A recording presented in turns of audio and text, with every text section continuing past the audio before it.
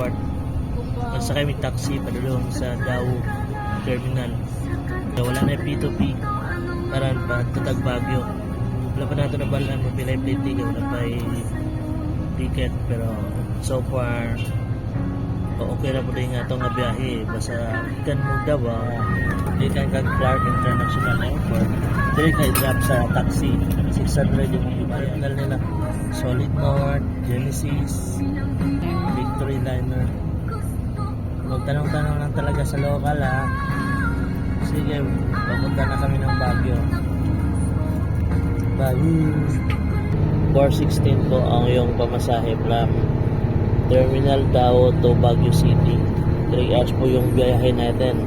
Hi, good morning. It's been a long ride.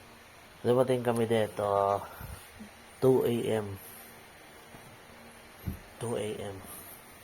Na 3 hours siguro yung biyahe. Kasi walang traffic. Kakaibang hotel dito.